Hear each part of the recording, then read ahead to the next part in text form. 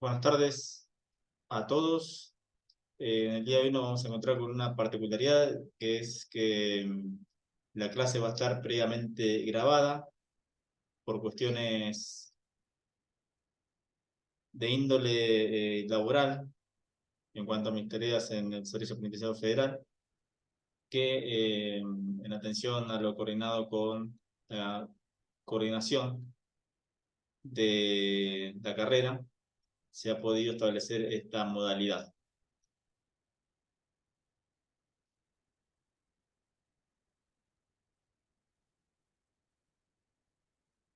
Como hacemos siempre, en principio vamos a aclarar las actividades que están concretadas ya en el campus, que tienen que ver con el foro de presentación de los talleres 1 al 3, los recuperatorios de estas 4 actividades mencionadas, la guía de lectura 4, la número 5, la número 7, y en curso la guía de lectura del taller 8, cuya clase fue el lunes pasado, y que la actividad estuvo incorporada al campus en la sesión 3 en los últimos días hábiles de la semana pasada. Por eso es que se encuentra actualmente en curso. Repasamos en 5 minutos, también como lo venimos haciendo, de manera tal de que tengamos un acople entre el taller anterior y este. En este caso, lo que vimos en el taller 8, que también habíamos remitido allá por el mes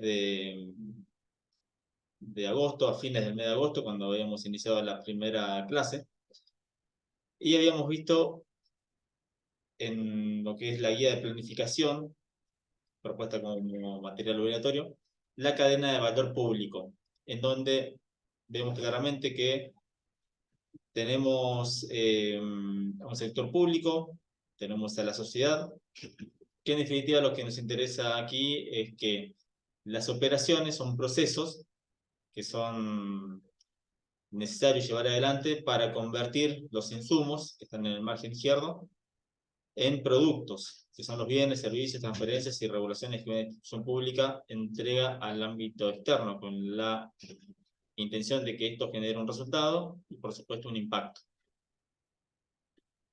Habíamos visto la clase pasada el Boletín Público Normativo del Servicio Penitenciario Federal número 785, una norma relativamente nueva, que si bien había otro documento anterior, esta norma, de acuerdo a nuevas consideraciones y aportes en materia conceptual, viene a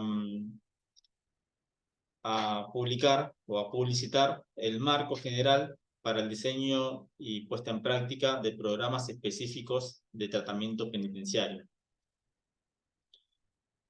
De acuerdo a ello, como perspectiva general, destacamos que los programas de tratamiento tienden a evitar que el tránsito por la prisión se proyecte negativamente en las trayectorias personales y se diferencian del programa de tratamiento individual previsto en la legislación en materia penitenciaria, como en el reglamento de las modalidades básicas, en que estos programas específicos de tratamiento atienden las necesidades específicas de las personas como parte de un grupo diferenciado respecto al resto de la población en general o común, por así llamarla. Yo la denomino, por eso está incorporado ahí entre paréntesis, como un colectivo. Cuando determinada persona ingresa a un grupo que se diferencia por ciertas características de otro, esto es un colectivo. Entonces, para ello es que se prevén un marco general para el diseño y puesta en práctica de estos programas. Como marco jurídico legal, vimos que esto se sostiene en la Ley de Ejecución de la Pena Privativa de la Libertad en materia nacional y en las reglas mínimas para el tratamiento de los reclusos, llamadas Nelson Mandela, a partir del año 2015. Como marco teórico, se tienen que tener en cuenta tres aspectos principales, que son la interdisciplina y el trabajo articulado de todas las áreas de tratamiento. Es un trabajo interdisciplinario. La priorización de los conocimientos concretos y contextualizados que promuevan una perspectiva de enfoques diferenciados para el diseño de estos programas específicos. Y la búsqueda de un horizonte de trabajo sustentado en la ética del cuidado y una perspectiva humanista.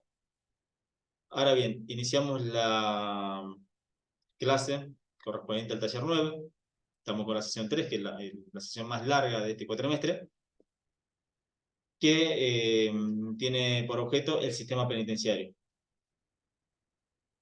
Pero, no sin antes, volver un poquito en el tiempo, pero al taller 2. O sea que ahí se vislumbra un gráfico que es la relación entre los objetivos estratégicos ministeriales, que son los que están en el margen superior, y los objetivos y acciones de los programas. Entonces vemos que está el gráfico, así como habíamos visto el taller 1, pero diferenciado en este esquema desde una mirada verticalista. En la parte superior están digamos, la misión y la visión de la entidad, del organismo, de la institución pública, en este caso un servicio penitenciario, y diferentes misiones. Estas misiones son, digamos, los objetivos que se va a lograr de acuerdo a un programa presentado hacia una determinada población. En este caso, vimos en el gráfico anterior que era la sociedad, en este caso vemos un destinatario específico. Ahora bien, los insumos están en el margen inferior. Estos insumos son convertidos por determinadas operaciones en lo que tiene que ver con un producto. Estos productos, en definitiva, son los que van a articular acciones propuestas a los destinatarios. Entonces, se encuentran el producto y los programas en conjunción hacia una dirección que tiene que ver con un determinado destinatario, que en este caso que estamos viendo los marcos específicos de tratamiento para un colectivo determinado o para una población con determinadas características.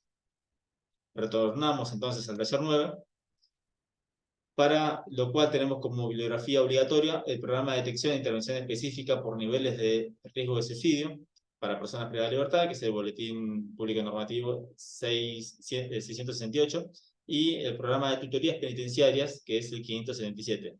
Lo particular de esta clase es que vamos a ver un programa destinado a una problemática que genera un riesgo en la actividad penitenciaria, y por otro lado un programa presentado como vanguardia de lo que se considera que debería ser la función penitenciaria en sí. Bueno, tenemos la disposición del año 2018, número 121, de la Dirección Nacional del Servicio Penitenciario Federal, de febrero de 2018, que esto está publicitado por medio del boletín ya referido, número 668. Pero no podemos avanzar sin tener en cuenta para estos dos boletines que el conflicto en contexto intramuros tiene ciertas particularidades. De por sí, el ser humano, al relacionarse con sus pares, genera conflicto. Hay conflicto de relación, conflicto de intereses, conflicto de valores, conflictos estructurales. Una gama conceptual que la vamos a ver en una sesión distinta a la que estamos transitando, y que incluso ustedes tienen una materia o un módulo específicamente en lo que tiene que ver con esta temática. Pero es importante destacarlo en estos programas que vamos a verlo, porque no solamente estamos tratando con personas con ciertas particularidades de vida o condiciones, o de un colectivo determinado, sino que estamos hablando de esas personas dentro de un contexto de conflicto intramuros, en donde se da una convivencia obligada. Las personas que están encerradas no quieren estarlo. Por otro lado, y yendo, mejor dicho, en honor a la brevedad, hay una desconfianza en la administración penitenciaria. Habíamos hecho un esquema en el cual habíamos visto que La connotación criminológica actual tiene que ver con una persona que cae en el sistema judicial penal, que en su tiempo de vida previo a la comisión del delito, o que haya caído, digamos, en las manos del Estado penal por haber cometido un ilícito, que antes de ello no se ha podido reflejar la intervención estatal en su vida, y que después esa intervención estatal tiene que ser aplicada eh, obligatoriamente para la rama del Estado que se dedica a esto, que son los sistemas penitenciarios, en un periodo de tiempo estipulado por la justicia.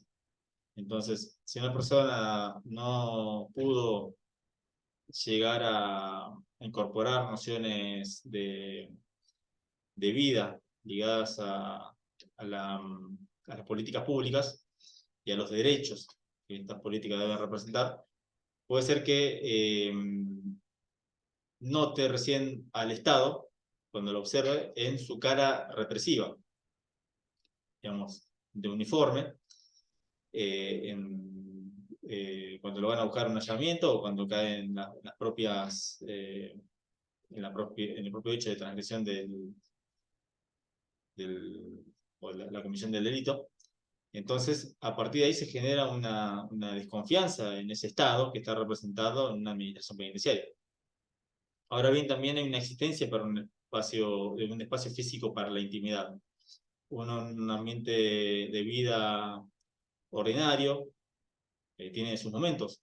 Tiene un momento de reflexión, tienen momentos para salir, para dispersarse, tiene, digamos, momentos que la propia persona, salvo alguna actividad obligada, ya sea como en un ámbito educativo o laboral, pero digamos, hay un poder de elección sobre ello. Ahora, en el contexto de intramuros, con un montón de personas que no se conocen, esta condición cambia rotundamente. Entonces entendemos que hay una existencia de un espacio físico para la intimidad. Ahora bien, en cuanto al suicidio, tenemos que es un trastorno multidimensional que resulta de una compleja interacción de factores. No hay un solo factor, sino que hay muchos: biológicos, genéticos, psicológicos, ambientales, sociológicos. El suicidio como tal presenta características particulares en contexto de encierro que deben ser contempladas para reducir los índices de muerte, y muchos incidentes dentro de los establecimientos penitenciarios se vinculan con eventos externos que pueden ser prevenidos, que ahora vamos a ver cuáles de ellos pueden ser. Entonces, como medida de intervención, en principio se detecta el riesgo y las necesidades específicas de la población penal.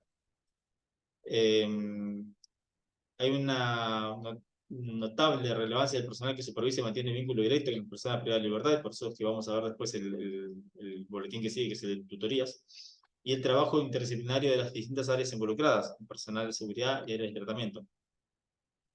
También gestionar adecuadamente la información al fin de mejorar la comprensión de los diversos factores y dinámicas involucrados en los casos de suicidio, y contar con un protocolo específico de acción en la materia. Es por eso que justamente surge este protocolo, que viene a derogar uno anterior, que era de la década, al principio de la década pasada, cuya denominación era prevención de suicidio. Ahora, este tiene otra denominación porque tiene otro alcance. Se llama detección. O sea, hay que detectar un riesgo. Y esos riesgos, entre otros, que se analizan, es el de suicidio. ¿Para qué? Para intervenir en consecuencia. Por eso se llama el boletín actual, que se encuentra en vigencia, programa de detección e intervención en caso de riesgo de suicidio. Entonces, en cuanto al modelo de riesgo propuesto en la bibliografía, la prevención de suicidios en establecimientos penitenciarios debe pensarse sobre la base del modelo de riesgo, priorizando estos aspectos: la presión como generadora de angustia y estrés, eso no lo podemos evitar ni discutir; la noción de vulnerabilidad, ciertos factores protectores ayudan a las personas a evitar recaer en estos análisis o estas ideaciones suicidas. Y la seguridad dinámica y situaciones desencadenantes. Vamos a ver que en estos dos boletines hay unas palabras en común que es seguridad dinámica. Si bien no está reglamentado institucionalmente, el manual de seguridad dinámica existe y lo propuso la Organización de las Naciones Unidas, y por eso también lo van a encontrar subido en el campus, por debajo de la presentación que ya vinculé, que es esta. Como van a encontrar el link a donde poder ir a ese manual de seguridad dinámica. Esta actividad, este tipo de seguridad, está pensada, digamos, de una manera de estructura orgánica. Entonces tiene que haber un protocolo establecido para llevar a cabo tal actividad y este tipo de seguridad, así como la física o la procedimental, que son previas. La seguridad dinámica tiene otra connotación, que obviamente se pueden sacar muchas ideas que son eficaces para la actividad penitenciaria, pero no sin antes estar debidamente regularizada.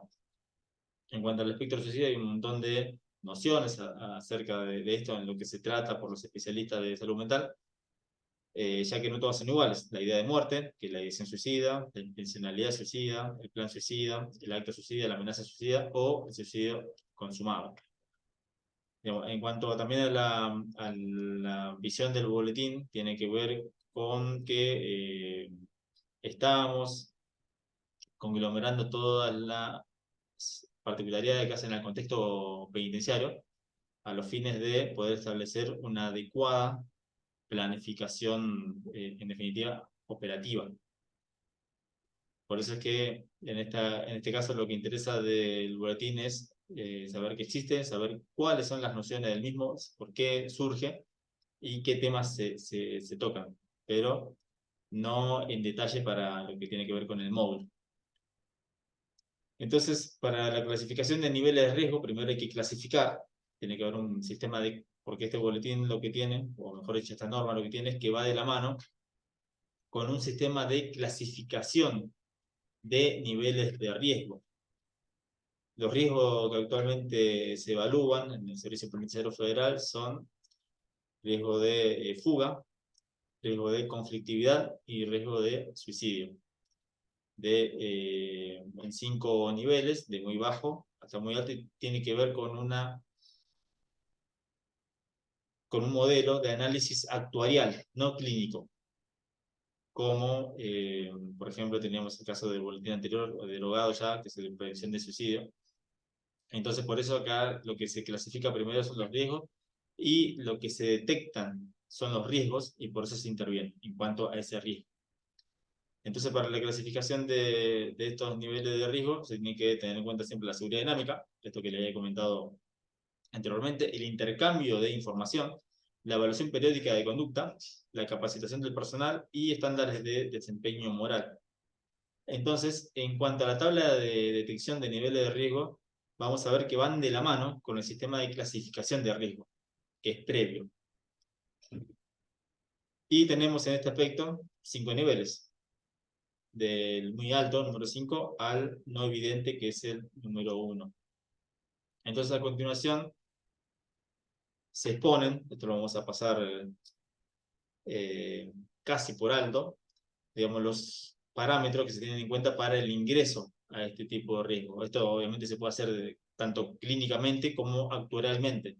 La idea de esta norma es que vaya de la mano con el sistema actuarial, que es una carga de datos de ciertos parámetros sobre riesgos estáticos, que son los que no sufren modificaciones en el pasar de los años, por ejemplo, alguna condena, esa condena queda, digamos, ya es un antecedente, y en otros casos, tipo de riesgo dinámicos, que pueden ser modificados, por ejemplo, la carencia de un oficio, que esto bien se puede hacer o revertir en contexto penitenciario.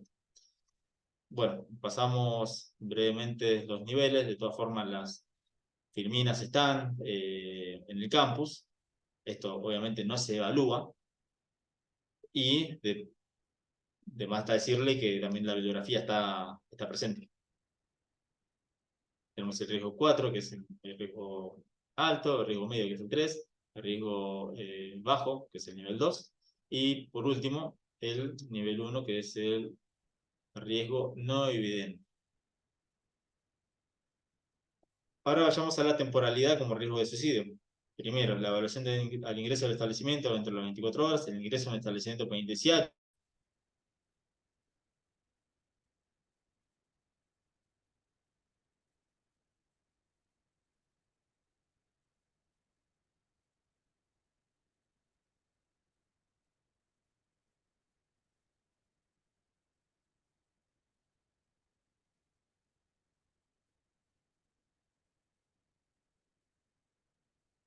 Bueno, estamos con la temporalidad como riesgo de suicidio. La evaluación al ingreso del establecimiento dentro de las 24 horas de ocurrido, o sea que el ingreso al establecimiento genera una situación de angustia. Es un momento para estar alertas, no solamente por el personal de salud mental, sino por el personal de seguridad, que ante cualquier emergencia, crisis o cambios abruptos en la presentación clínica, obviamente también es un disparador. Y antes de cualquier cambio en el estado de situación, cambio de alojamiento, proximidad de la condena, incluso el egreso o proximidad del egreso, el de enfrentarse nuevamente a la realidad de la cual se ha ido de manera obligada. Bueno, son cuestiones a tener en cuenta como aspecto de riesgo de suicidio. Como cuarto ítem, ante la falta de mejoría o gradual empeoramiento de una condición ya dada, ante reacciones negativas o frente a pérdidas significativas en el ámbito de las relaciones interpersonales o estresantes psicosocialmente.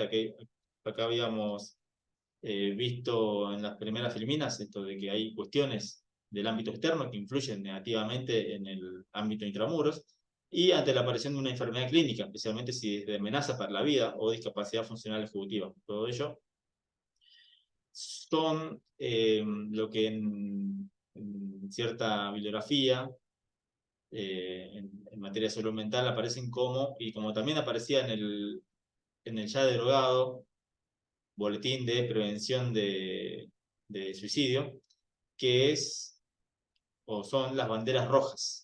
Digamos, se alertaban con banderas rojas cada vez que ocurría algo de esto.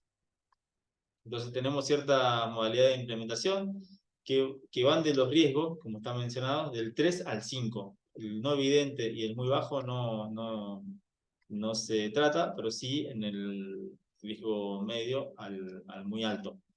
Entonces, con la entrevista de ingreso de la persona privada de libertad se administra una ficha de salud mental, una entrevista clínica y la aplicación de tabla de riesgo anexada a la ficha de ingreso de salud mental, que está en el anexo 1 del boletín. Hay un registro de historias clínicas como con la entrevista diagnóstica inicial y donde se registran las evoluciones. Lo que está en el primer punto, esto de registrar la entrevista diagnóstica inicial, esto es lo que ocurre en el sistema de clasificación por riesgo que se toma al momento del ingreso del detenido al sistema penitenciario.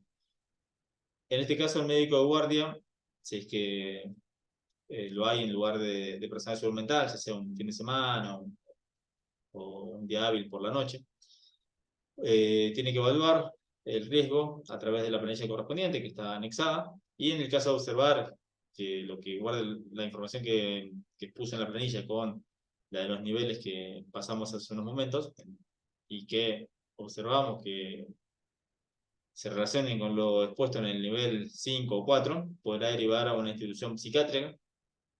Acá está mencionado el PRISMA, que es el programa interministerial de salud mental argentino, u hospitales zonales más cercanos.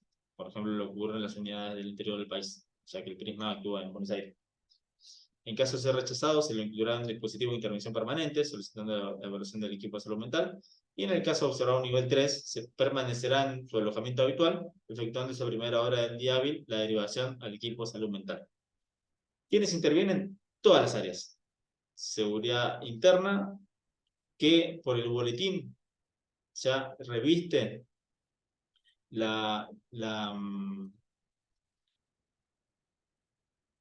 reviste la condición de referente coordinador de este programa. También interviene la asistencia social, que tiene que estar siempre comunicando a la familia, al detenido, cómo viene su evolución, criminología, respecto al tratamiento, educación, trabajo, personal de clero, muy importante en estas situaciones, y sanidad. Ahora bien, no se puede aplicar un programa sin tener antes una capacitación. Esto es el ABC del programa de tratamiento. Entonces se debe fomentar el funcionamiento de un programa de detección de riesgo de suicidio en red y de manera interdisciplinaria, garantizar la fluidez de la comunicación entre los miembros del personal y las acciones a emprender ante la detección de riesgo. Y hay una dirección que depende de la Dirección General de Régimen Correccional, que es la Dirección de Sanidad, quien debe implementar la frecuencia de las actividades de capacitación. Ahí ya vemos una indicación precisa de quién tiene que hacerse cargo de la capacitación. Ahora bien, una gran cuenta pendiente de las administraciones públicas es la evaluación, a lo que luego vamos a ver en cuanto a cuando veamos sesiones posteriores, la planificación estratégica y operativa, que lo que más cuesta es la evaluación, evaluar lo que estamos haciendo. Entonces, en este caso, también se prevé una evaluación que es semestral, en base a indicadores que midan la tasa del número de suicidios en forma mensual, el número de intervenciones de prevenciones ejecutado con buenos resultados, el número de intervenciones según clasificación por nivel de riesgo, y la remisión mensual a la Dirección de Sanidad y de tratamiento de las planillas estadísticas del programa. Eso es, en definitiva, lo que ocurre con el programa de detección e intervención en caso de riesgo de suicidio. Ahora vamos a ver otro, que es el año 2015, previo al anterior, que se aprobó por resolución de la Dirección Nacional número 1773 de ese año. Esto por ahí le llama la atención, que va a diferencia de lo que les comenté el otro día de clases anteriores, acerca de cómo está nomenclada en el sistema de gestión documental electrónica la resolución. Bueno, en este caso va a resolución todo junto porque era antes del 2016 cuando se implementó el sistema GEDE. Bueno, aquí vamos a ver el programa de tutorías penitenciarias. ¿Cuál es el objetivo? Fortalecer y afianzar las relaciones de interacción entre el personal penitenciario y las personas privadas de libertad, construir nuevas maneras de abordar las diversas situaciones que acontecen en convivencia diaria de un establecimiento penitenciario. ¿Cómo se implementa? Tiene una modalidad de trabajo sostenida en los principios de seguridad dinámica. Por eso esta palabra es tan importante, por eso es que también como lectura no obligatoria les vinculé el enlace para que en caso de que les resulte interesante o novedoso, y bueno, quizás ya lo vieron, pero puedan tenerlo a mano. Desde ya está aclarado que eso no se evalúa, el manual de seguridad dinámica de la ONU. Entonces, esta modalidad comprende un conjunto de acciones que contribuyen al desarrollo de las relaciones profesionales positivas entre el personal y los internos. Lo que se busca es eso, afianzar una relación positiva entre el personal penitenciario y los internos. Habíamos visto, al iniciar las presentaciones de los boletines, que una de las particularidades del conflicto en contexto de intramuros es la desconfianza ante la administración. Entonces, qué tan interesante y qué buen desafío se trataría de implementar con este programa. Entonces, la tutoría recobra valores institucionales que abonan las premisas del ser y hacer penitenciario. Es decir, ¿para qué estamos los penitenciarios? En la búsqueda permanente de conocimientos y saberes que posibilitan significar el qué, el cómo, el para qué y el por qué de la función penitenciaria. Y esto, digamos, lo vamos a poder ir resolviendo, entre comillas, paulatinamente a lo largo de la redacción del boletín. Entonces se busca, o mejor dicho, se trata de la búsqueda y tratar de encontrar herramientas y recursos eficaces que conlleven a la mejora de la gestión institucional. Desde el posicionamiento, cada funcionario que trabaja en un establecimiento penitenciario que cumple el rol con responsabilidad y comprometidamente, o sea, todos los agentes son agentes de prevención en seguridad dinámica. Así está definido por el manual. Ahora bien, esto genera un compromiso particularmente extra, por así llamarlo, en el cual muchas veces las personas privadas de libertad tienden a influirse entre sí negativamente. Y acá vemos ya el espacio de intimidad reducido, o la carencia del mismo. Y también lo que tiene que ver con la convivencia obligada, como contexto del conflicto en intramuros. Para evitarlo, se impulsa que el personal se comprometa con el empleo de técnicas para poder conocer la cosmovisión de las problemáticas de los internos, posibilitando la apertura de caminos para ejercer influencia en las actitudes y ejemplaridad con su adecuada presencia y conducción. Hasta ahora estamos viendo cuáles son los fundamentos, de qué manera se va a realizar, pero no estamos viendo en definitiva todavía qué son las tutorías. Bueno, ahora bien, el programa pretende que el tutor tenga la capacidad de generar un vínculo saludable con el tutorado que permita conocer ampliamente sus preocupaciones, intereses, emociones, temores, expectativas, inquietudes y preferencias. Ya estamos hablando de personal penitenciario en carácter de tutor y población penal en carácter de tutorados. Indagar sobre su historia de vida, detectar las capacidades y necesidades de los internos para aprender y para trabajar las eventuales limitaciones físicas y dificultades vinculares que ellos presenten. De ya, vuelvo a reiterar, vaya el desafío, ya que una de las características notorias del conflicto en contexto de encierro es la desconfianza hacia la misma.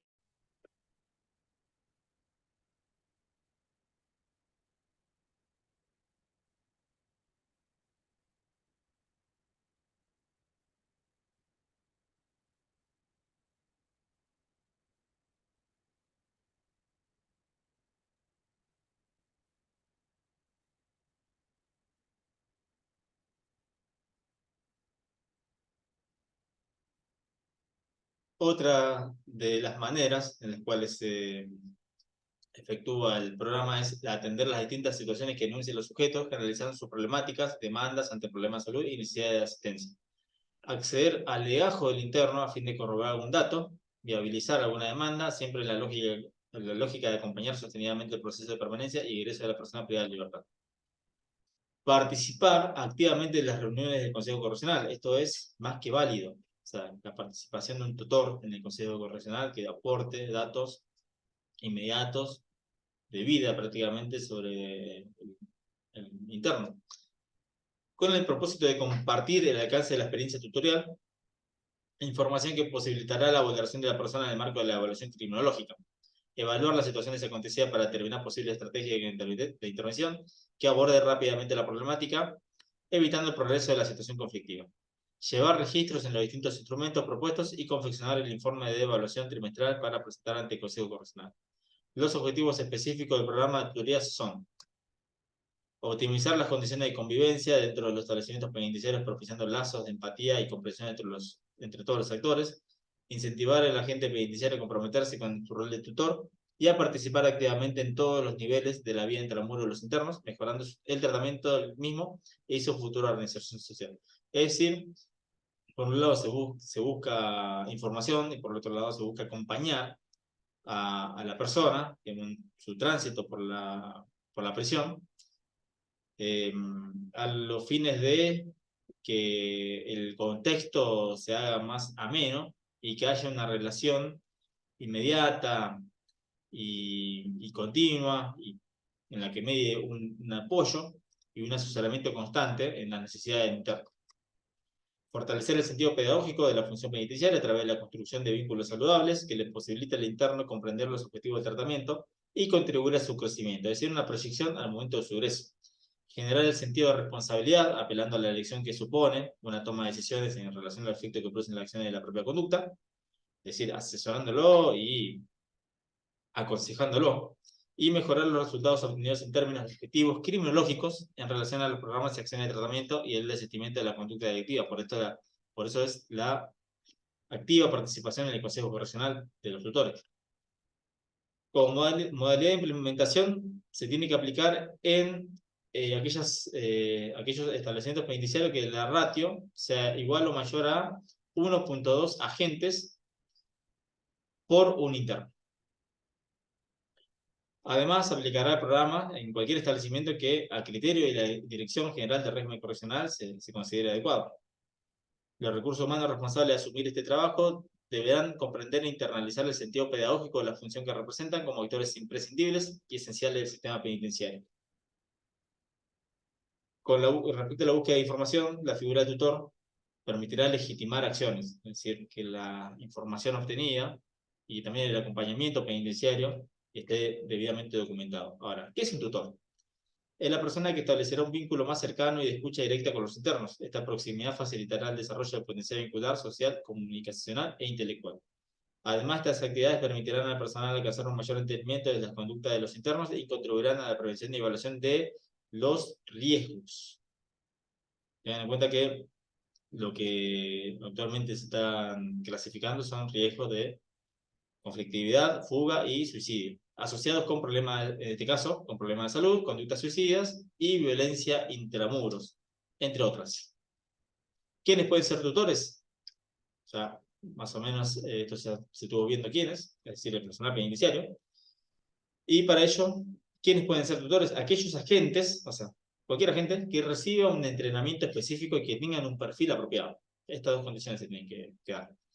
Permitirá conocer las necesidades, intereses, expectativas, ansiedades y tensiones de las personas privadas de libertad con las que interactúen para abordarlas de un vínculo pedagógico que contribuya al acompañamiento del ingreso, la permanencia y el ingreso al establecimiento.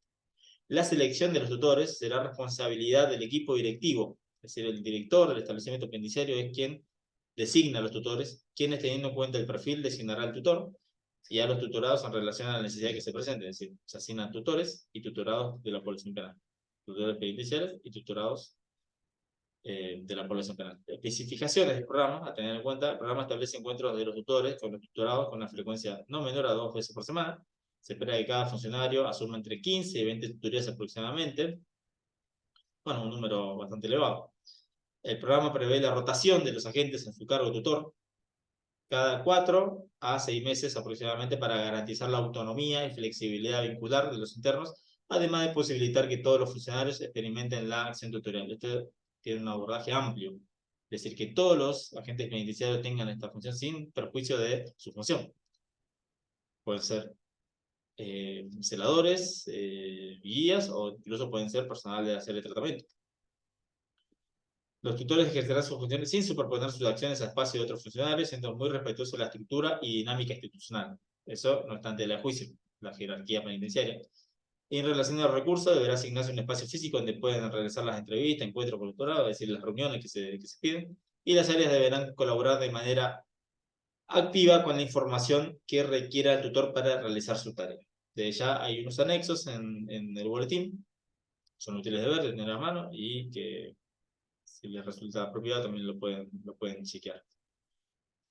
Bueno, en definitiva, estos son dos programas que vienen a ser resultado de operaciones sobre insumos y que tienen una población destinataria.